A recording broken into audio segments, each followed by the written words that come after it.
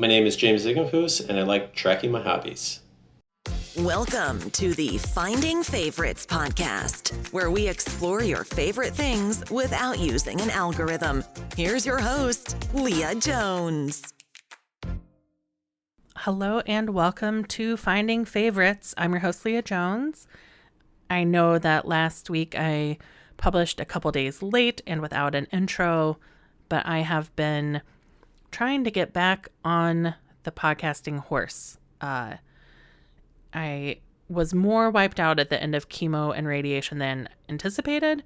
So while I had made arrangements in January to have Amy and Shai guest host for me and Dave do some guest editing for me, I didn't account for life not snapping back to normal immediately. But I'm really pleased. Today is going to be like the fastest turnaround ever. I talked to my friend James this morning, and I'm editing now, and this will be published before I head down to the Chicago Theater to see Letterkenny live. And so I'm really excited about that. Things have been good. Sorry, I'm getting attacked by both cats. Need to be on the desk right now. I don't feel like I have a lot of updates. I'm getting ready for some more travel, favorite things of my own travel. I'm headed to Boston next weekend to go do a double header of the Doughboys. And so I'll be in Boston next weekend. So I'll have to make special plans to get the podcast out before I head to Boston. Then the following weekend, I have a wedding in Ohio, but then I come back on Sunday night and see the Doughboys again. So they are definitely, the Doughboys and the Doughboys fan community have been a big part of how I've gotten through COVID, but also how I've gotten through my cancer treatment that I've mentioned before, how kind that community and Mitch and Nick have been to me over the months. So today's interview is with my friend James. James and I met at a barbecue and followed each other on Twitter. And then we both had bike crashes kind of around the same time in 2010. And so when I was trying to get back on my bike again after I was hit by a car at Halstead in Chicago, James was was the person who kind of took me on my first bike rides around the city to get my urban cycling, I don't know, like my act together to help me break through the fear that came with the crash. So James has always had a very special place in my heart for going on those bike rides with me to make sure that I felt comfortable getting back out on my own. And a couple weeks ago, he sent me an email and said, I think I finally have what I want to talk to you about. And that is about, he's always kept track of the shows he goes to, the trips he takes, the baseball games he sees. And you'll hear more about it. But over COVID, as we all had to find new things to do with our time, he started saying he got really curious about what the data had to tell him about his life, his hobbies that he's kept over the years. And so we get into it. We talk about this incredible spreadsheet that he keeps about baseball, live music, albums, travel, and what he's learned about himself, what he's learned about the music industry. And it's a really fun conversation. So I hope you enjoy this conversation with James and that you get your booster, wear your mask, wash your hands, and keep enjoying your favorite things.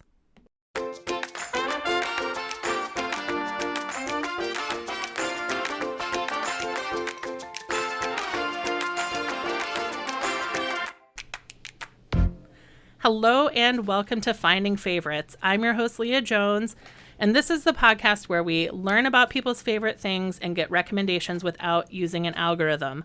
I'm so excited today to be joined with one of my friends who is not an internet friend because we met for the first time on person and then followed each other on Twitter. So I'm here today with James Ziegenfus. James, how are you doing? I'm doing well. How are you? I'm good. I'm good. It's May Day. It's May 1st, and the weather is a nice October day outside. Yes, I took a little walk earlier, and it was the usual dreariness that we've been dealing with. Yeah. Yeah. I'm ready, like everyone. I'm ready for spring to hit. Yes, I've been waiting to do some yard work actually, and I haven't done it yet because it's been so cool that the ground is still too Yeah. cold to actually do what I want to do. Yeah. What is so this will be your first spring and summer with a new yard. What are you thinking about for year 1? The agenda is we need to redo the grass, and there's a lot of random plants that we just hate, Okay. and we've moved around a few of them, but we're going to get rid of the ones that we really don't like and plant new ones. Nice. So we're trying to figure out as new homeowners what exactly we like in a yard. Yeah. Yeah. I'm still in a rental, and luckily some of the other guys in the building have really taken ownership of the gardening and keeping the backyard nice, and I buy some, like last year I bought the fire pit. Like I don't garden. That's a good fire pit too. Yeah. And I will a couple times a year get like a wood delivery that everybody can use. But the trade-off is no expectation that I'm gardening, no expectation that I'm bringing anything other to the table other than like fire accessories. Right. I was in a condo for 12 years, and I don't think I ever did anything beyond a little bit of, like, I had the flower boxes out on my balcony, and that was it. Yeah. And now I've got a whole yard. Yeah. Yeah. Do you have a lawnmower yet? Yes, the previous owners left their lawnmower. Oh, that's nice. That's nice. Yeah, there's so much once you have a yard. Like I think it's one of those like grown up things that you're really not prepared for, like how much work it takes. Yes, and how much it costs in both joints and money. Mm-hmm. We've been to Menards more times in the last 6 months, or more times since we bought the house than I have probably combined the rest Yeah. of my life. Yeah. But Menards is a great store. Yeah, it's really hit the needs that Yeah. we have. They also have, I don't know if you've been to it yet, they have an outstanding candy selection. We have definitely browsed the candy selection there. Good. I think they've got like the best collection of kind of chocolate covered nuts, like chocolate covered stuff, and then old timey gummy candies and, like grandma candy. Yeah, movie candy. Movie candy, yeah. They have a great selection. What we're going to talk about today is I'm so glad you pitched this idea. But we're going to talk about your personal effort of like personal data collection and now like how you're digging into it, right? Yeah. So for many years, I have logged every record, CD that I've owned, and then I've logged every concert I've been to, the baseball games I've attended, more recently, flights I've been on, and in the early stages of the pandemic, I really started to dig through a lot of that data because I had a ton of time on my hands. Mm-hmm. So instead of just listing the concerts I've been to, I started finding out, who have I seen the most or in the most different places? For instance, or is there a band that I've seen in multiple cities? Mm-hmm. Or is there a band I've seen every day of the week? It turns out there's only 2 bands I've seen every day of the week, Wilco and My Morning Jacket. Okay. I guess it's tough to get bands on Mondays because I have a bunch that I've seen 6 days a week. Right. But Mondays are their days off. I guess there's one Tuesday, but there's a few that I've seen 5 or 6 times, and they're all Monday and Yeah. or Tuesday that I'm missing. I feel like you would have to get like a Memorial Day festival or like a Labor Day festival. Cowboy is interested in this conversation, so he has joined the chat to kind of tick off some Monday shows. One of the things I looked at was how many days a week have I been to, or how many concerts have I been on each day of the week? And I've actually been to more concerts on Monday than a Tuesday, which I was a Okay. little surprised about. However, when I kind of went through the raw data, so to speak, I noticed that a lot of that is because the Empty Bottle for so many years has been doing free Mondays. And I would just go down there for a show, even if I was on the fence about the bands. I would say, well, it's free. And, especially in my early 20s, I would Right. say I can be out until midnight, 1 a.m., and then go to work the next day and Yep. be fine. And so I would go down there pretty regularly. So I would say maybe 20 or 30 of those Monday shows are just Empty Bottle free Mondays. Nice. So let's travel in time. Which of these lists or data, what do you call them? I have everything in one Excel spreadsheet. So I Okay. usually just call it the spreadsheet. The spreadsheet. Yeah. What is the pop culture item or experience that you started tracking first? I think it was my music collection because that was probably the one that I started that had the most, the earliest. I think I started collecting CDs and records in maybe 7th or 8th grade.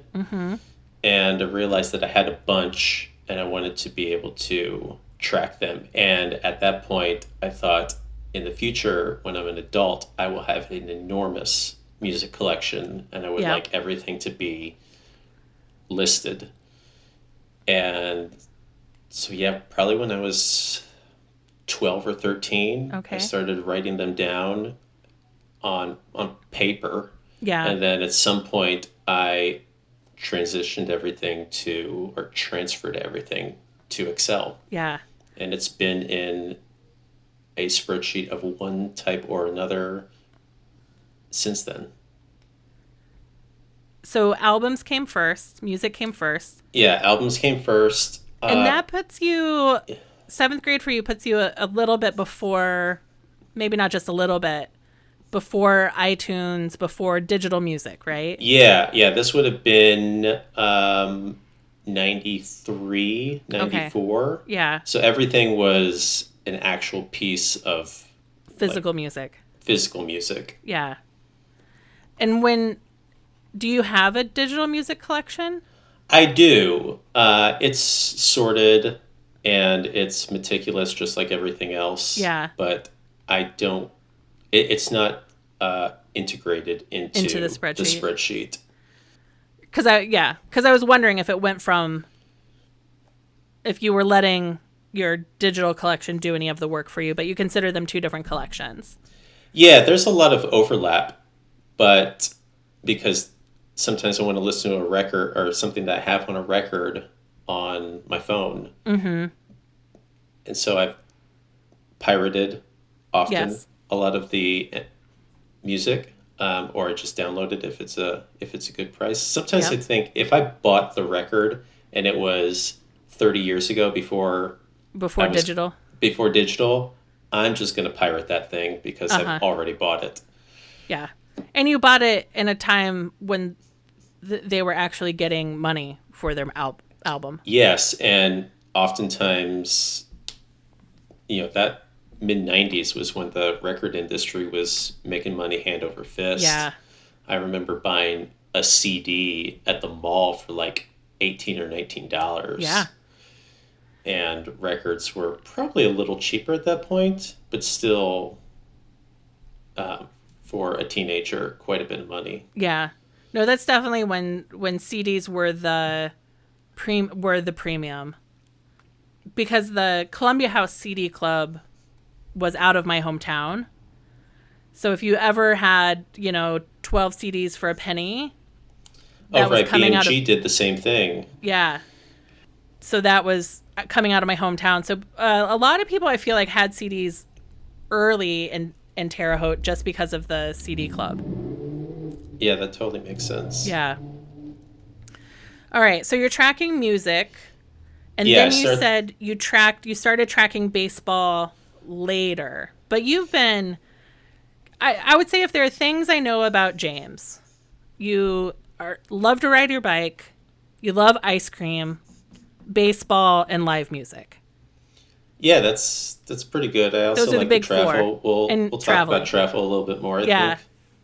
My parents had a partial season ticket plan to the Philadelphia Phillies in the 90s into the early 2000s. And so we went to games, I would say once or twice a week during the season. And I kept all the ticket stubs. Okay. And I didn't start writing down the games because I had the ticket stubs. Sure. And then, of course, at some point I lost a lot of the ticket stubs.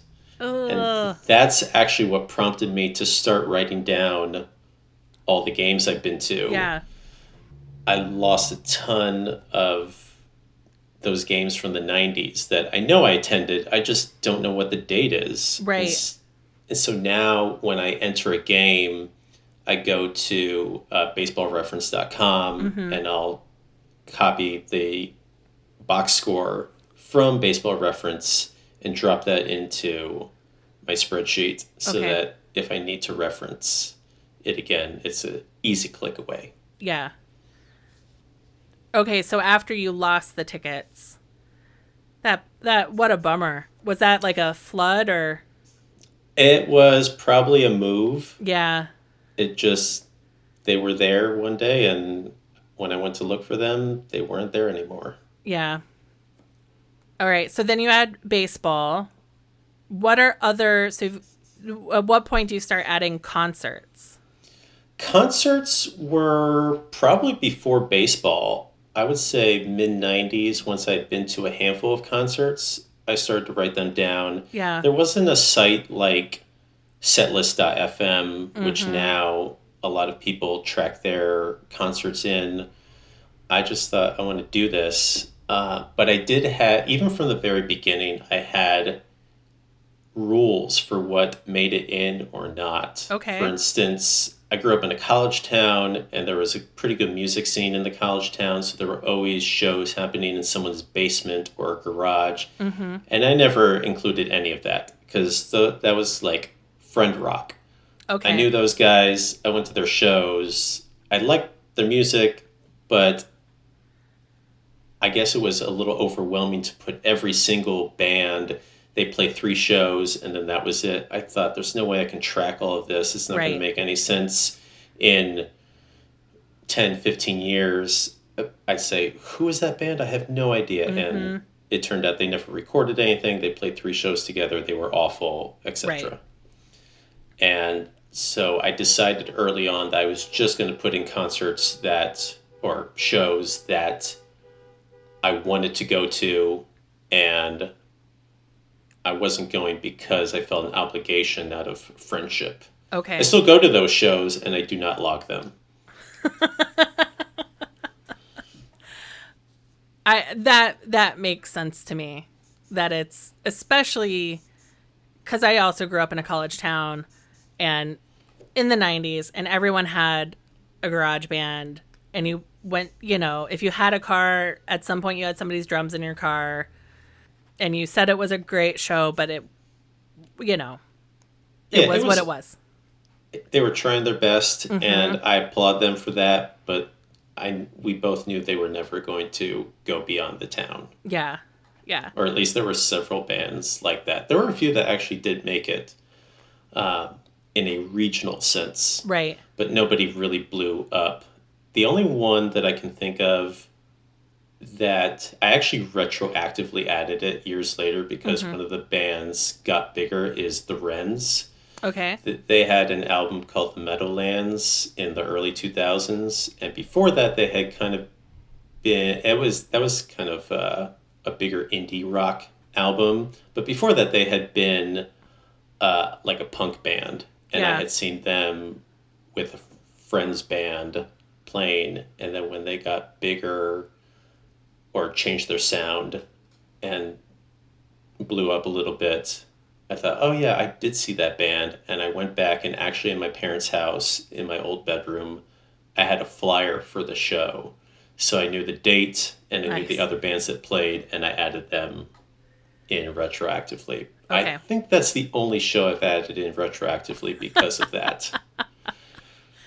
Yeah, I think when I was doing social media and working with bands, there were bands that got, like, I Fight Dragons got big, and in their corner of, they did the theme song for the Goldbergs. That's pretty big. Yeah. And then I worked with oh, now they're completely out of my brain. A band that has gone on to become very famous in the Lego Ninjago world. They had like a big single, and now they wound up becoming the band that does like a lot of the music for Lego Ninjago games and movies. Cool. It was I have no really idea who cool. this is, but it sounds cool. And then there was a college band, 56 Hope Road, and their drummer is now the drummer for I think, Led Zeppelin, like, or whatever the best Led Zeppelin cover tribute band is. He's the drummer for that. Oh, okay. I think, is it Dred Zeppelin? It might be, yeah. So Greg Fundus is the drummer. Yeah. So those are my brushes with fame and music. Yeah, I have, for as many friends and acquaintances I have that are in music, I only have a few very fleeting, like they blew up into Yeah. something big. Yeah. And I don't really keep in touch with those people anymore. Yeah. Well, and I guess Jeff Tweedy, he goes to my synagogue. So He's a pretty big deal. he's a pretty big Yeah. deal. But he's just like a dad from synagogue. Right? Like he's just one of the dads. But also Right. he's Jeff Tweedy. Yeah. Very funny.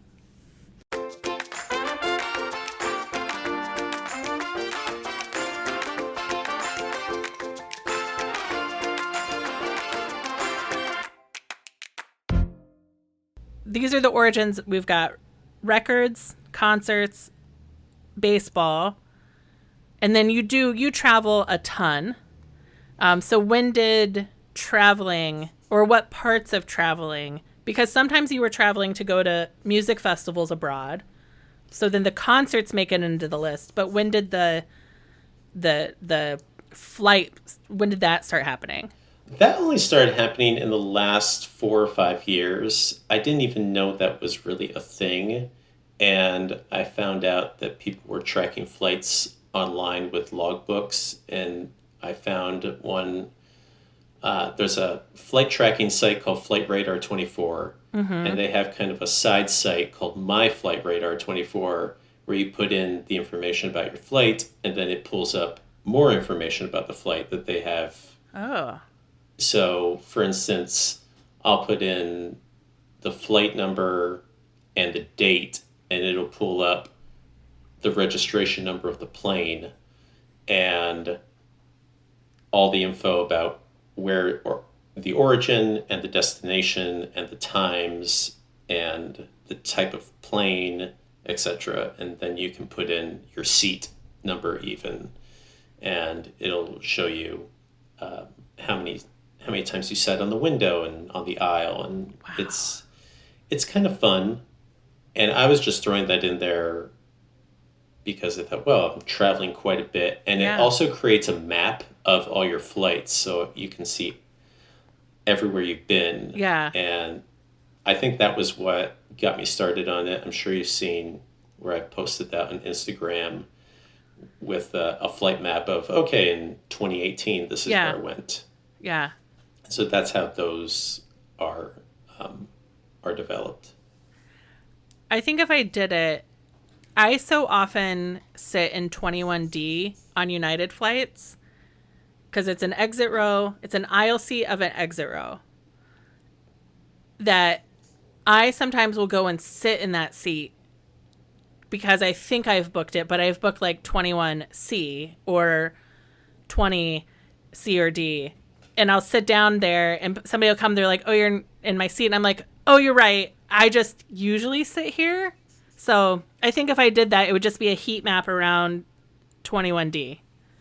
Yeah, the tricky thing with that is whenever I book a flight, I have to look at this other site called Seat Guru to find out what the best seat on that particular plane is. Yeah. So obviously there's a big difference between a 747 and a like a Canada Air regional jet that's going to get me from Chicago to Minneapolis. Right. Do you have a favorite plane? A favorite plane? I don't think so. I have been lucky enough to fly upstairs in a 747. Oh, that's neat. And that was really neat because it's a little smaller and it's a little more, I guess, private. Yeah. And it was just a cool experience because of 747s are going out of fashion because they're just not efficient with fuel. And so the few airlines that still have them, it's kind of a very nerdy airline traveler thing to get on the upper deck. I think I've only ever been on one flight even that had the upper deck, and I did not get to sit up there because I wasn't paying enough attention when I booked. But just like the getting on the plane and seeing the stairs. Or no. Yeah. Or do they do is it 2 jetways and one goes to the upstairs, or is it you go up the stairs when you get on the plane? I think it depends on the airport and what their jetway setup is. But when I did that, I was actually flying out of Toronto, and I went in on the regular, on the normal jetway, and then I took the stairs up, which was kind of cool. Yeah. It's not kind of cool. It's really cool. That would be super cool. It's and that was a really nice flight because there just weren't a lot of people on it upstairs. Yeah. I think there were only 6 of us. And so you had a flight attendant that was just for us upstairs, which was nice. Yeah. And was that like a business or first upstairs? That was business class upstairs. A lot of the airlines, the first class was actually in the nose of the plane for 747s. Okay. So that nobody walked through it. Okay. I think they point that out in the movie Inception, where they're incepting the guy and everybody sits in the first class section in the nose of the plane at the very front. And then are the pilots upstairs? Yeah, the pilots are upstairs. That's weird. Are there windows on the front of the plane if it's the nose of the plane, or just on the side? Just to the side. Okay. If you sit in the very front on the nose, it's just a wall. Okay. There's like a little closet in there. Okay. Because I think it would be very unnerving to sit in the nose of the plane as a passenger and have the windshield. Right. There's no windshield. You got the windows on the side. Okay. And then they end at a certain point just because they can't go further into the nose. Yeah. Yeah. It's like when you get on a double-decker bus in London and you get the front row upstairs, which is like really cool, but also slightly unnerving. Right. Because you can't see what the driver's doing. You just have to trust them. It's a real lack of control. Yeah. Which I'm totally cool with all the time. Certainly sounds like that. Yes. So what else are you tracking that we haven't touched on yet? I think we've hit everything. There's the music, the physical music. There's the concerts. There's baseball games and flights, and then Okay. within those, over the last couple of years, I've just started to dig in more with that data. For instance, how many times have I flown on the same plane? Yeah. That's only happened a couple times. Oh, like the actual same plane. The actual, yeah, with the flight radar tracking, they show you the registration number, so you can Okay. actually see if you have flown on the same plane. And that's only happened a couple times, but it's kind of cool Yeah. that I went somewhere and then later on now both times it was actually to and from the same destination, Okay. but still I think it's kind of cool. That's cool. Yeah. That is cool. One was going to Bogota, Colombia, and then the other one was going to Copenhagen. Okay. Oh, that's neat. So, as you've started digging in, like you said, you started doing that kind of during COVID because we all got, once we weren't commuting, this is why I have a podcast, right? Right. Got 2 hours a day back. What are you going to do with it? In your commute, often you're riding your bike, so you have a super active commute where you can't also do a hobby during your, well, biking is the hobby, but like you can't do data while you ride your bike. Right. I'm not doing anything else. I'm just paying attention, trying not to die. Yeah. So as you started slicing and dicing, I have like 2 rows of questions in my head, and so you can kind of decide where we start. So one is what were the patterns you started looking for first? And the second is, are there goals you've set because of the patterns you've noticed? Well, I think there were goals before I even really started to dig in, Okay. especially with the concerts. At some point, there was a year where I was making okay money, and I had a job that gave good vacation time, and also I live in the city of Chicago, which gets a lot of shows. Yeah.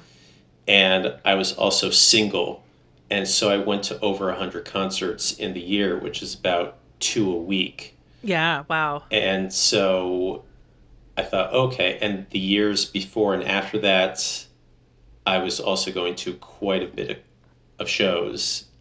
If you look at, I made a graph of it a while ago just to kind of visualize it, and there's definitely a peak around that year. Yeah. And now, as I've hit my 40s, it's definitely on the downturn. But there's a couple years there where I'm right around there's one year where I was over 100 concerts in the year, and there's the years before and after where I'm right around in the 80s and the 90s Yeah. per year. And so I hit 1,000 concerts, I think, in 2018, late in the year.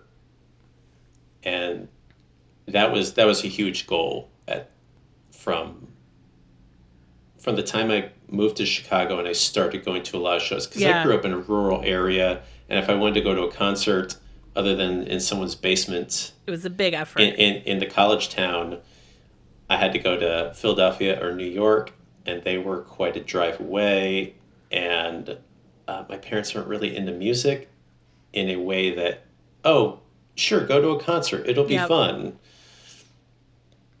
So I really had to prioritize the concerts I went to. And so once I moved to Chicago and my numbers just went up a lot, I realized, 1,000 is really in play for the next few years. Okay. And I wasn't overdoing it.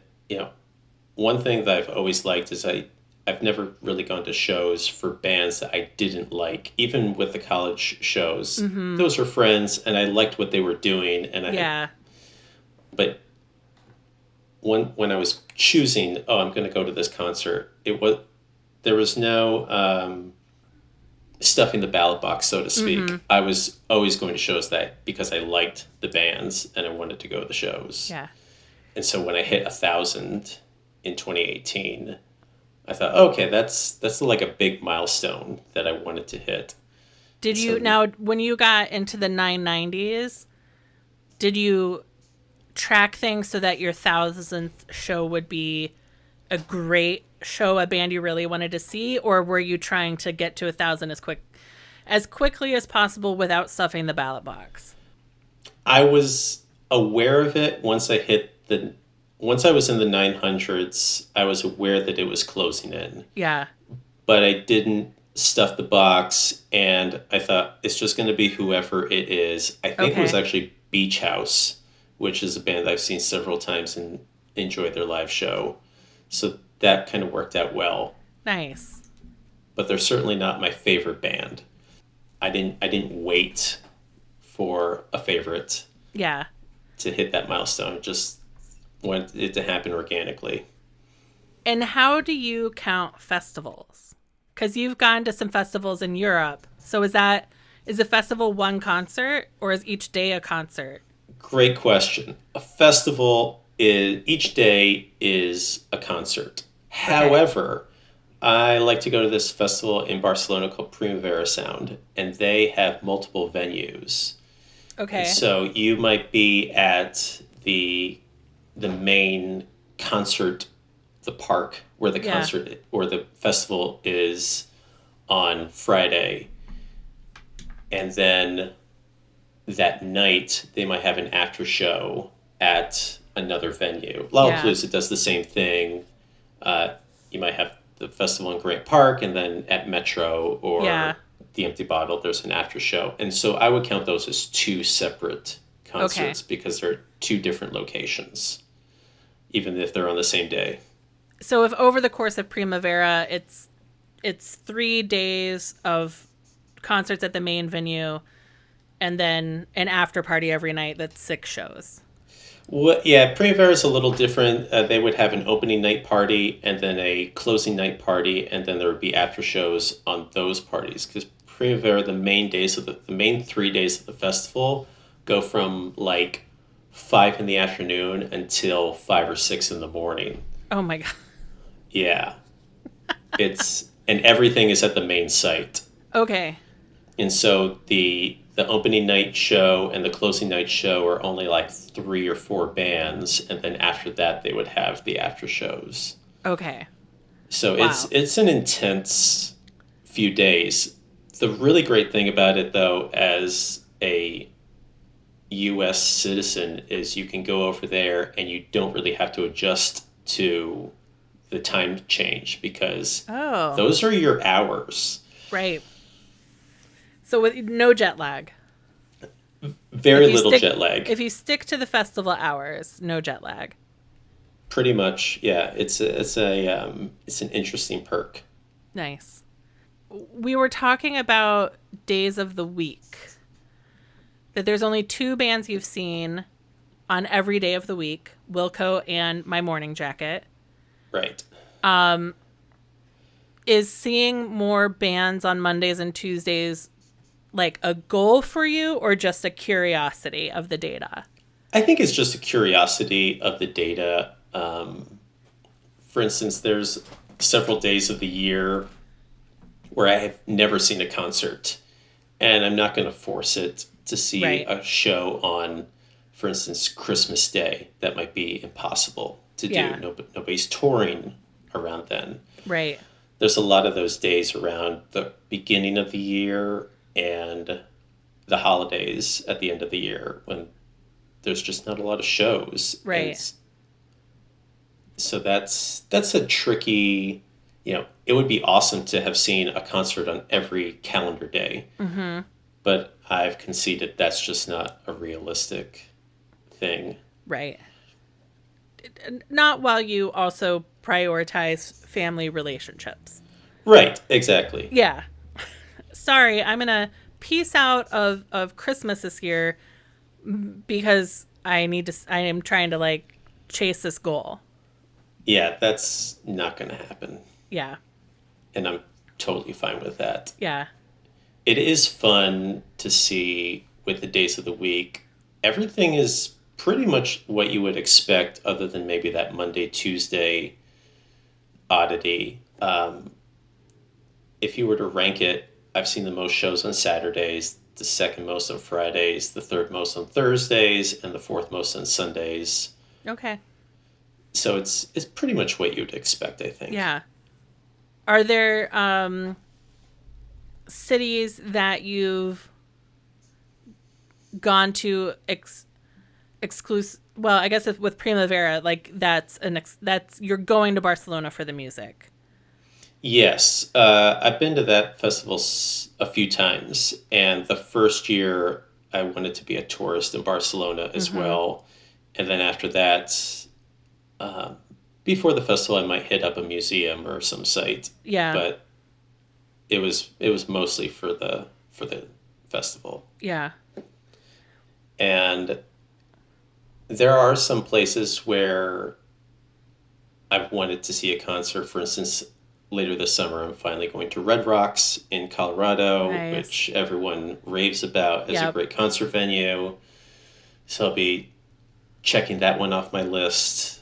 I've got a lot of other big ones taken care of. I've been to some shows in London.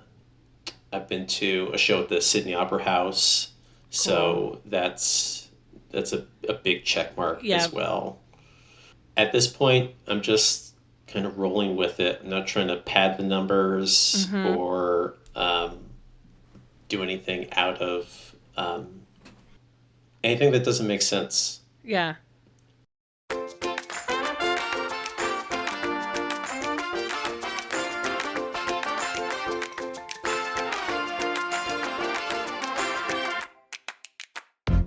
On baseball, have you been to all the parks? Is that something you tried to do? Yeah, I hit all the parks I think I completed that in 2016. And Okay. then the Texas Rangers had the audacity to change their ballpark. Jerks. And I have not yet been to their new one. So that is in the game plan for maybe later this summer Yeah. or next year. Is that Houston, Dallas? Dallas. It's Dallas, it's okay. it's in Arlington, just outside Dallas. It's actually right by the Six Flags that's there. I think Oh, that's the original Six Flags, isn't it? I really don't know much about Six Flags. I don't have amusement parks in my spreadsheet. Well, because originally it was the Six Flags over Texas. Oh, 6 different flags that have flown over Texas. That's what it stands for. So it's Then like America, that's- Mexican, the Republic of Texas, whatever, whatever, whatever. that's got to be it. Yeah. Are you going to go to that Six Flags while you're there for the baseball? Maybe we'll see what else takes me to the Dallas Fort Worth area. Yeah. Okay, so are you doing all of your data analysis in Excel, or have you said it's time for Tableau? Like, have you like, I have gone to Tableau. Yes, I still. I'm a novice in Tableau, Yeah. so I've just been playing around with it. But I have found some interesting little things in there. I figured out all the bands I've seen in different countries, okay. and so there's a handful of bands I've seen in 3 different countries, and they're not all the same country. So that's kind of cool to say. Oh, that's Okay, neat. these bands I saw in the U.S. and Spain and Sweden, and that this band I've seen in the U.S. and England and Finland. Cool. So that's been a neat little, but yeah, I'm still pretty early on in the Tableau. Yeah. Yeah, I like dipped my toes into Tableau in grad school, and I know it's very powerful, and there's like a lot to learn there. Yeah, I think one of the reasons why I had to do a little Tableau at work a couple years ago, and so I dipped my toes into it, and that made me realize, oh, I can put all of this stupid pop culture info that I've been tracking for 20 some years into Tableau, and I can maybe find some, or I can maybe make it look nice, or Yeah. find some interesting information Yeah. within it. Are there days of the week or months that you've done like that are peak activity for whether it's Yes. travel, baseball, concerts? Yeah, for the concerts, I did a heat map of the calendar a few years ago. Yeah. And obviously, late July around the Pitchfork Festival or Lollapalooza, those were really high, Yeah. with like 10 or 11 concerts on those days over the years. And then there was one weird one in April, like April 21st or April 20th, when I had also been to about 12 concerts over the years. Huh. And that's just totally random. I looked at that. I've never been to a festival on those dates. It was just... Because it's not Record Store Day. That's right. like in That's- March or something. Well, Record Store Day would usually be the week before or maybe around there.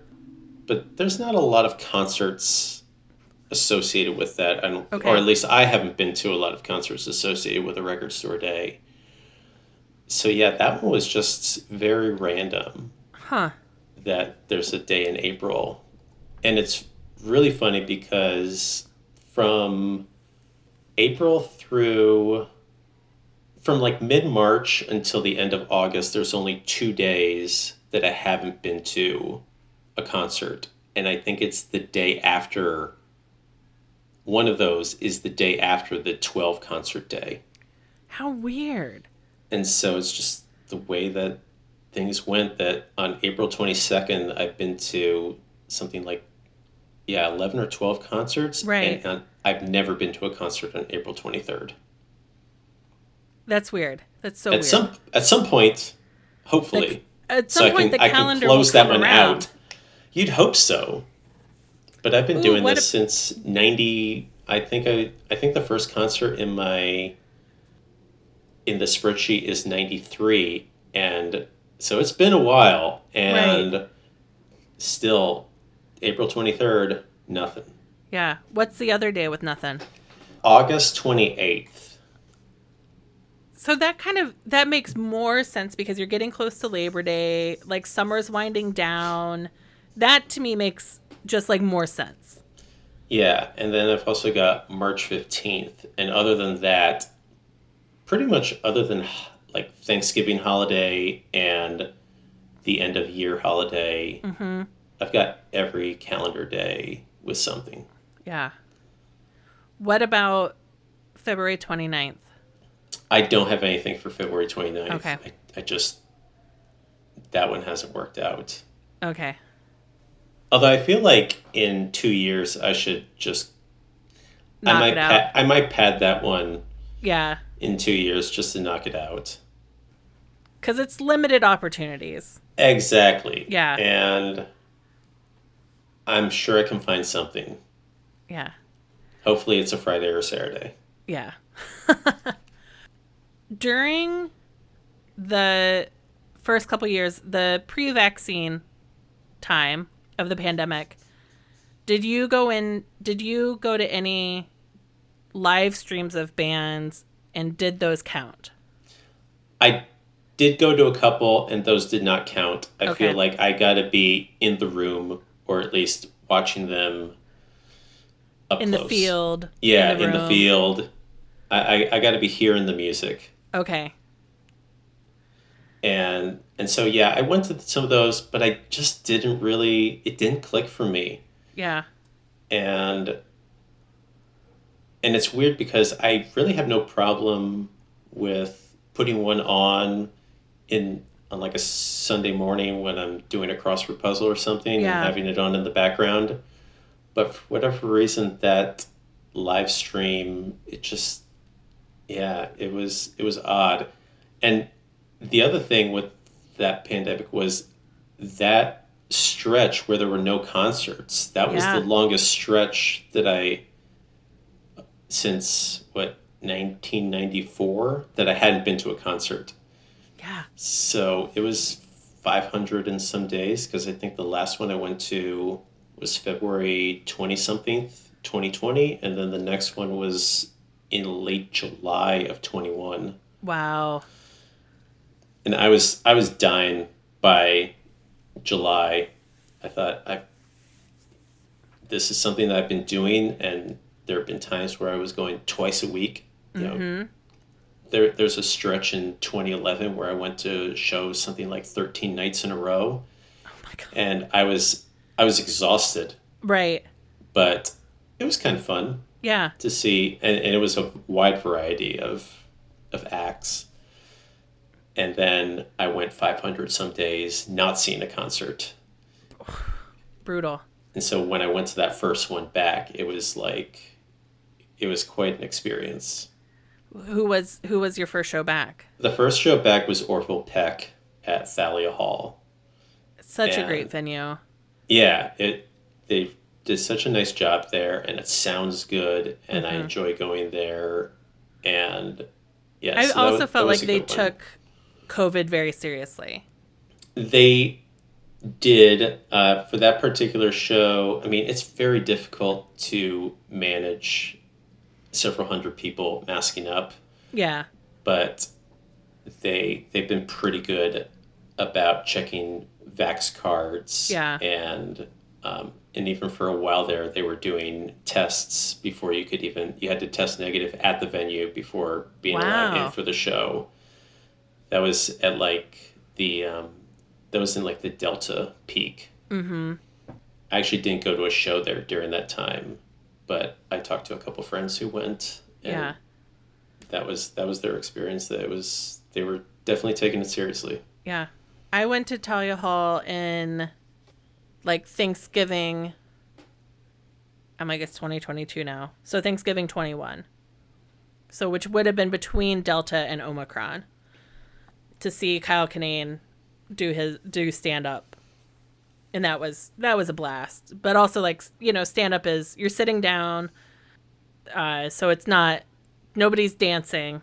It's a little less, you're laughing, but it felt, I generally, I think, stayed masked. That was pretty early in my chemo too, so I was still feeling pretty good. It's weird going to shows. I don't drink, and so I don't have a drink on me at shows. Right. And so I've been masked up, I think, at every show I've been to. Yeah. And it's just so odd to me to see that I'm sometimes one of like 10 people who's masked up. Yeah. Whereas if I go to the grocery store, or not now, but months ago, if I was going to the grocery store or anywhere, Target, everyone is masked up. Yeah. But at this concert venue where we're all pushed together like sardines, most people weren't. Yeah. Because of the fiction that while your mask is off to take a drink, you're not at risk. But it's the fiction we live with, I guess. Yeah. So seeing Kyle, that was one of my first it was my first live comedy event back. And it felt so good to be back in a room with people laughing and being a part of that group experience.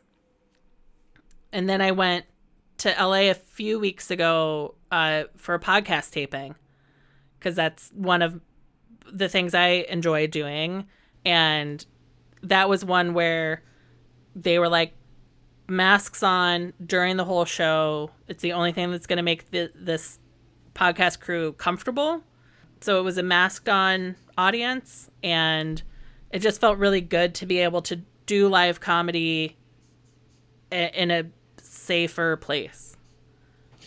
Yeah, there have been a couple times where a band is really concerned about a positive test, and so I've been to a couple shows where even the band members were wearing masks, and they had beforehand been pretty proactive about telling the crowd to keep their masks on. Yeah. Because a lot of these bands, if they have to lose some dates to a COVID positive test, they're out of quite a bit of money. Yeah. It's been wreaking havoc on them. So that's why I'm just trying to mask up when I go and enjoy it. But I've been to several shows at this point, and it's been pretty enjoyable. Yeah. Mask or no. Yeah. How many shows are you going to now? I'm really just going if it's a band that I want to see, and I'm making a lot of game time decisions, Okay. depending on how work is going, how the weather is. I'm not gonna. The other night I was gonna go to a show, but it was pouring, and I thought, you know what, I'm just not gonna go over there, and found a night with. I didn't really feel bad about it, strangely enough. I mean, I'm sure I would like to support these bands by going to see them and paying money. I'll find other ways to do that. Yeah. Like on their Bandcamp or buying a t-shirt online.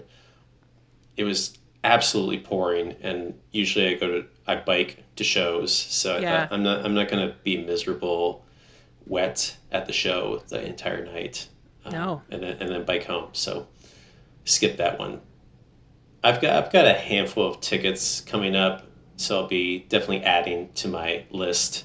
But it's not like it was 10, 15 years ago when it was like, what is the next one? Oh, I don't have anything this week. I have to find something this week. I'm sure that I love I'm sure if I go through all the bands that are playing in Chicago this week, I'll find something that I really like and I can go to. Yeah.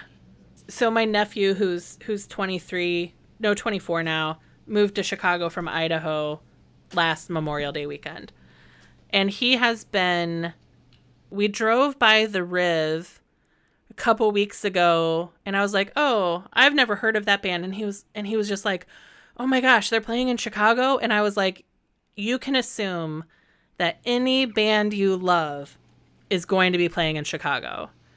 Like, this is not rural Idaho where it's only 5 bands a year. Like, this is Chicago. Start looking at it because every band you want to see is coming here. So yeah, I have some friends who will text me and say, hey, this band is playing. We're thinking of coming up. Are you going to the show? And sometimes yes, sometimes no. But it's kind of cool to live in the place where a lot of my friends who don't live in huge cities want to come to. I mean, I've even seen that with live podcasts, because I'm in a few different like Facebook groups or Discords for different podcast fan groups, that being in Chicago, being in the destination city for Midwestern fans is really fun to get to like be the host, or that people are they're gonna get in their car, get on a plane to come here, and whether or not I'm going to the show, it's fun. Yeah, I've had very similar experiences with a lot of friends coming in, and sometimes they know I'm not going to the show because they know it's someone who I don't really care for. Yeah. And they'll say, well, we'll meet you up afterward or the next day. Nice.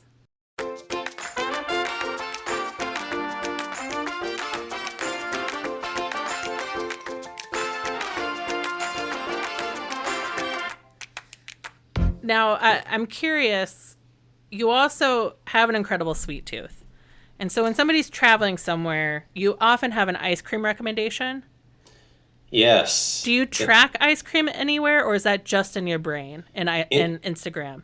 Interestingly enough, last Christmas, I think it was my stepmother, gave me a little booklet for tracking ice cream. Oh my gosh. So I have started to do that. Okay. She gave my sister a booklet for tracking wine. Yeah. She gave me the ice cream booklet, and I haven't done a lot of travel since then. Yeah. But yes, I will be noting ice cream places in in my travels in this Yeah. book. I don't know about putting it in Excel. I don't really know how I would do that. Yeah. Um, because one of the things in the spreadsheet that it's just the data. It's not whether the show was good or not. Mm-hmm. It's not how much I like the band. It's just straight up. I saw them. This is where I saw them. This is how much the ticket was, and that's it. With the Yeah. baseball games, this is who played. This is where they played, and this is who won. Okay. With the records, it's this is the band. This is the name of the record. This is the record label. This is the format it's on, whether it's a CD or a 7-inch or an LP. And this is where I bought it and when I bought it.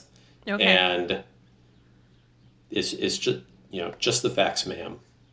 And with ice cream, there's some places I can definitely note that, but I feel like that would need to come with this was a really good place and this was not so good, or this isn't really ice cream. This is more of like gelato. This is a custard. So I can think about that. Too many variables. Yeah, there might be too many variables, but I'm definitely writing it down in the book. Okay.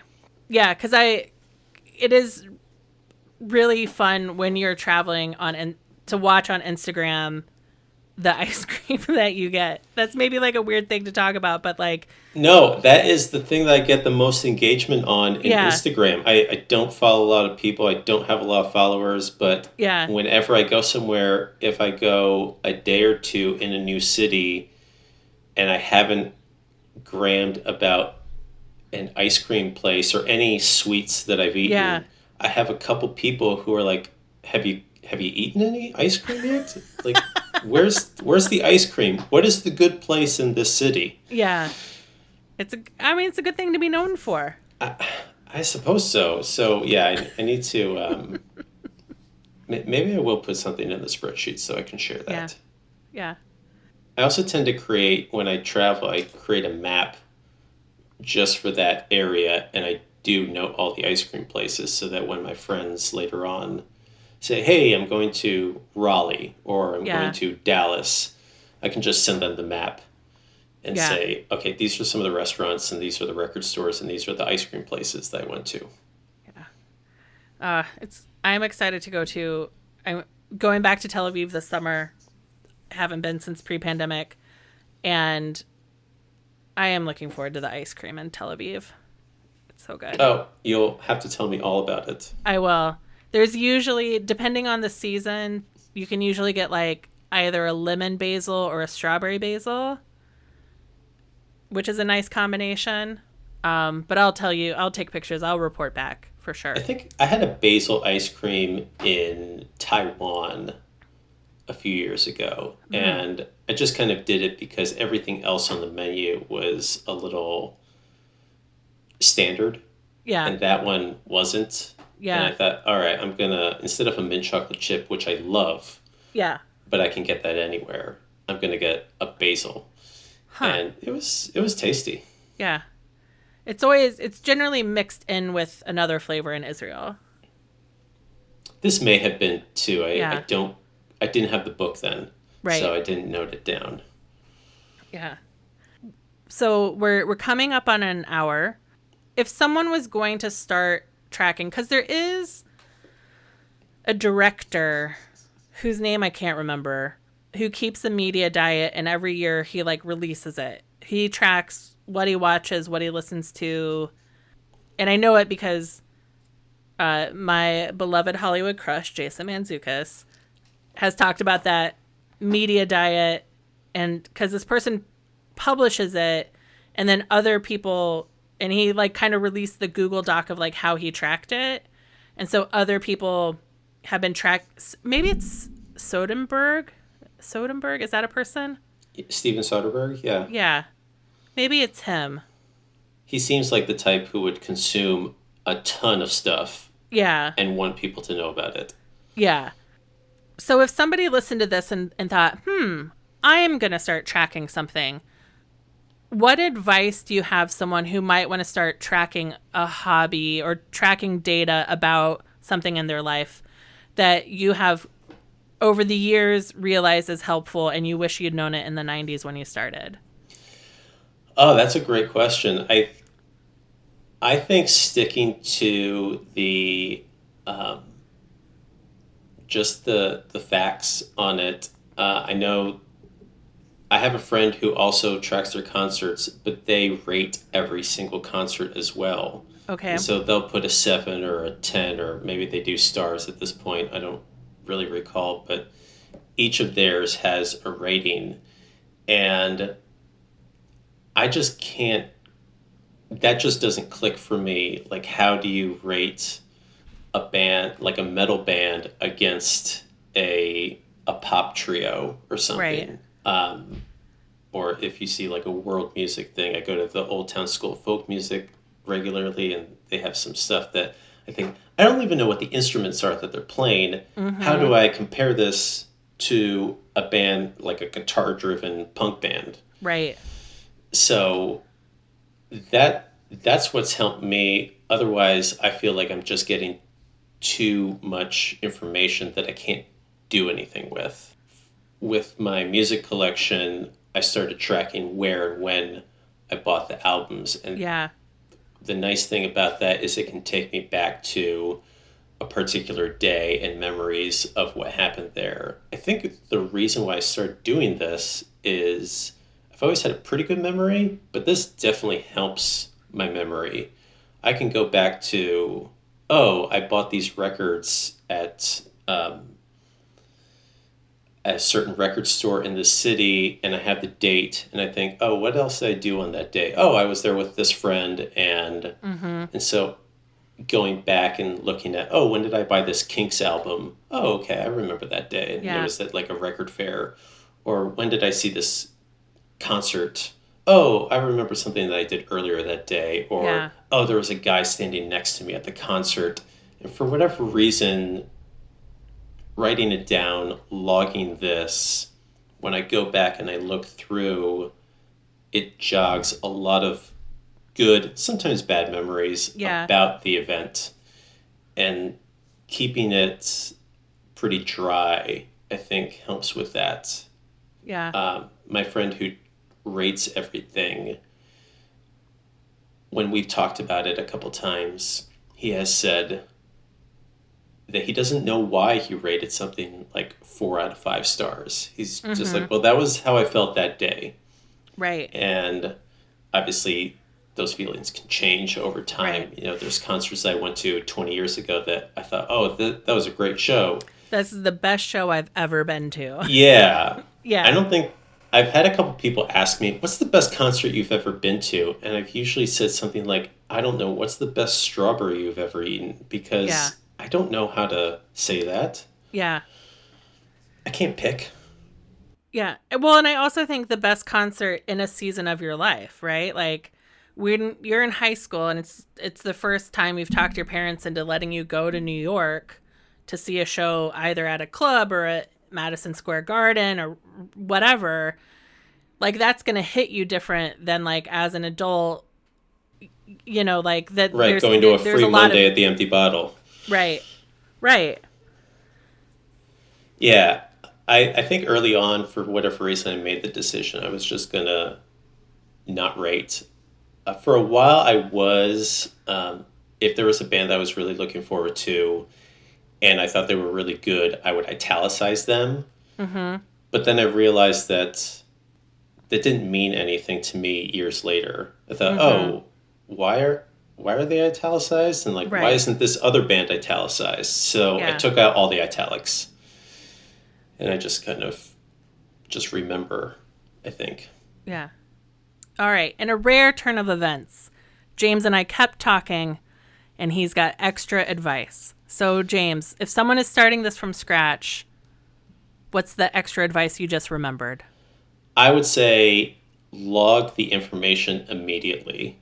There have been times where I have had a record and I bought it somewhere and I did not log it for months or maybe even a year, and I just found it on a shelf, and I realized, oh my God, I didn't put this in, and then I can't remember when I bought it, or I can't remember where I bought it, and those are key things that separate my logging from some other people who just put down the artist and the name of the album is where I bought it and when I bought it. Yeah. And that can take me back to a time and a place. So when you're traveling, so you were saying you get off a flight, you go on Flight Radar, you log it. Yeah. Are you traveling with a laptop? I mean, Flight Radar, I assume, is like an app or something. Yeah. But when I'm just doing it on my phone. Okay. And then transferring it to the Excel later, or do you have the Excel on your phone? I have it on the phone, but I'll usually transfer it later on. Okay. So it's buy a record. So if you're like in New York and you're going to spend a day going to record stores, are you going to log that night when you get back to the hotel, or you're going to, on your way out, like in between record stores, are you going to log your albums? I'm probably going to make a note of them at the end of the day, but I might put them in italics until I've actually listened to the full record. Okay. Because sometimes I get a record and there's a scratch in it, and I think, okay, I'm not going to keep this record. I'm going to sell it the next time I purge some of my collection. Yeah. And so it goes in another pile. Yeah. And then the other thing we were talking about, you know, just how you don't pad your numbers, was what counts for a band if you're at a festival with multiple stages? Yeah, generally they have to catch my attention, and I have to stick around for 3 or 4 songs. It's something like Lollapalooza where there's 10 stages or whatever, however many they have. If I'm just walking through, going from one stage to another, and I happen to see a band for a song or so, and I don't stick around, I'm definitely not putting them in. Yeah. If I happen to walk by and I wasn't planning to see them, but they catch my interest and I stick around for even 4 or 5 songs, they're going in. Yeah. I usually have a game plan going into a festival, looking at the schedule. I'm going to see this, and this, and how I'm going to get around the grounds. Yeah. And if I happen to be surprised at some point, even better. And are you when you go to a festival, are you going solo so you can like do your thing, or do you go with groups? I usually go solo. Yeah. I don't have to deal with, I'll go with my partner or I'll go with friends, but we're never there. We never hang out the entire day together. Yeah. I'm always going off to see something, or they'll say, I don't want to see that at all. I'm just going to plant a spot here for the next band that's playing on this stage. And I'll see you when you come back. Yeah, exactly. And so when you've got your game plan, and a band catches you off guard, and you end up hanging out at their stage for a while, is that a note at a festival? Are you taking it through the day, or is that something you do at the end of the day as well? Generally, at the end of the day, some festivals have like a printed schedule, and so I'll usually check them off as I've seen them on the printed schedule. I know Pitchfork does it. I'm sure that Lollapalooza does it, but I don't think I've ever done it there. Primavera Sound has done it, but there's a festival in San Francisco called Hardly Strictly Bluegrass that I've been to. They don't have anything, so I just make a note in my phone, and then later on that night, I'll enter everything. Nice. Well, I know that I'm someone who appreciates the crowdsourcing, like all the people like you who keep track of these things, who then pre-internet, who have like added to crowdsourced sites post-internet. That sounds weird.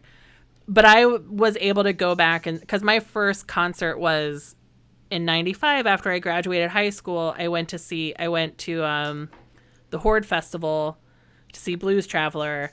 But being able to, like, recently I went to look to see So I went to Deer Creek in Indianapolis, and I was like, who else did we see? And I was able to find it because enough people have like added that data that they knew to whatever the site is that helps people keep track of that thing. So Yeah, setlist.fm is, I think, one of the bigger ones yeah, where people have that. And I've dug around in their users a little bit, and there's people who have set lists of shows they went to in the 60s or the 70s, and they really have blown me away yeah, with, because back then they were obviously writing everything down. right. And I'm just shocked that through moves and life changes and the years that they kept that. And then when those sites popped up, they were able to add that information, which is great. Yeah.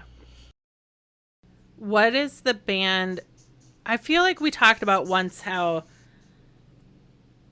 like the amount that you pay for the first concert versus don't you have like some personal rules about like once it's like triple the price of the first time you paid for them, like you're kind of out?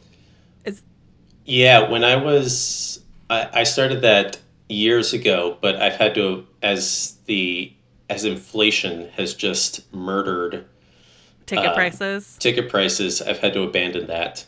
Okay. Because there are so many bands that in the 90s or the early 2000s I saw for $10, and now there's no way I could. I think the rule was I wouldn't see a band for more than 2 or 3 times what I paid to see them the first time. Mm-hmm. But as I've gotten older, and there are bands that I saw 20 years ago that have blown up, it was too difficult to do that and still go. For instance, I saw the National play at Shuba's in 2005. I think it was $12. Okay. And the last time I saw the National, it was $70. So yeah, those arbitrary rules had to go out the window if I actually wanted to see bands I like. I think the same for My Morning Jacket. The first time I saw them, I believe it was at a street fest, and it was $5 or $10. And the last time I saw them, it was, again, I think $70. Yeah. Yeah. So I guess that rule either prices, it kind of was pricing you out of having a lifelong relationship with a band. Right. I hadn't thought that one through when I put that rule into effect. It was a very short term. Okay, I saw this band 5 years ago. I'm not going to pay. I paid $10 to see them. I'm not going to pay $20 to see them just a few years later. But obviously, as the years go by, I've just had to throw that out. Yeah, and your own ability to pay for price. Yeah, that's another thing. When I started that, or when I started this, I was in junior high school. Yeah. And even through college and early 20s, I just didn't have the income to say, okay, I'm going to I'll pay anything. One of my big regrets is actually the last time that David Bowie played in Philadelphia, I didn't go because I thought I can't afford to go to this concert.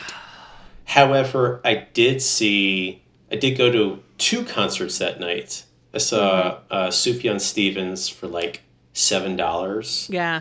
And I saw this Scottish band called the Delgados, and I think that was $12. Yeah. So I paid less than $20 to see both of those bands, or both of those acts, and Bowie was like $75, which at the time I thought, well, I'll just see him the next time I'll be able to afford it.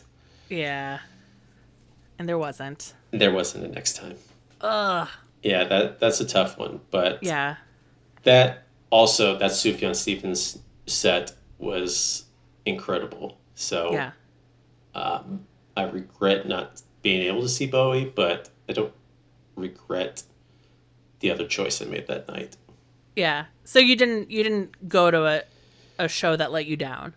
Right, exactly. Yeah. And I didn't stay home. Yeah. So great. It worked out in a way. Yeah. Is there anything I forgot to ask you that you want to say?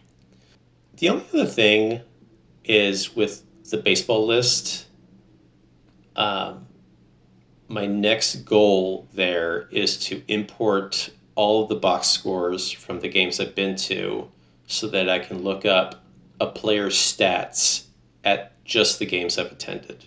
Ooh. Okay. I did this there's a guy who played for the Mets.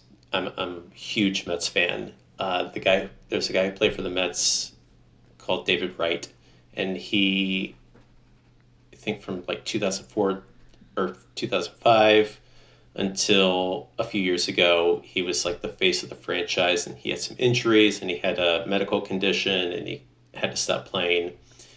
And when he stopped playing, I looked up manually all the games I've been to that he played in and his stats at those games.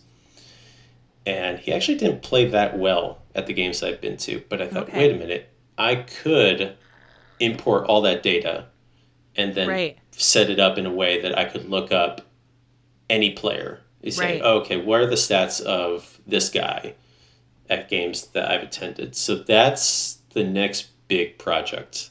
Yeah. And that's taking a really long time. I bet. To figure out how I'm doing it. I have pretty much all the data resting somewhere, all those box scores. I just haven't really figured out how to play around with it in a way that works. Yeah. And don't you also have a list of umpires? No, but those are usually in the box score. Okay. So I can definitely see where or how often I had seen an umpire. Okay. Because I thought once we talked about, like, there were umpires that you wanted to see, but because MLB obviously, like, doesn't want people knowing what umpire they're going to get, like, you can't call and say, hey, I want to see David Jones, and they're like, F you and your gambling addiction. We're not telling you where the umpire is going to be. Exactly. There was an umpire who had a really great strike three call in the 90s. I can't even remember his name. And I thought, I think it would be fun to see him. And I don't think I'd ever seen him in person. And so I emailed like the Major League Baseball Umpires Association or something about, hey, do you know when he's going to be in Philadelphia? Because I'll make a point to go to that game, even though I was usually going to a game or two a week with my parents anyway. Right. And yeah, that was a no-go because they got to keep that locked down so that you don't know the gamblers can't pay off an umpire or do anything that would be nefarious. Yeah. And you're like, I'm just a fan. I just want to see that strike three call in person. I'm just a 16-year-old kid who likes the way that he calls strike three, and I'm going to the games anyway. Yeah. Just tell me when he's going to be there and behind the plate. I think I'd seen him in the field, but I'd never seen him behind the plate. Yeah. Nice. So maybe, he's well retired at this point. Yeah. But maybe there'll be another umpire one of these days, and once I import all this box score info, I'll be able to figure out when I've seen him. Yeah. Great. Well, James, this has been a blast. Yeah. Thank you so much. Thank you for listening to Finding Favorites with Leah Jones. Please make sure to subscribe and drop us a 5-star review on iTunes. Now, go out and enjoy your favorite things.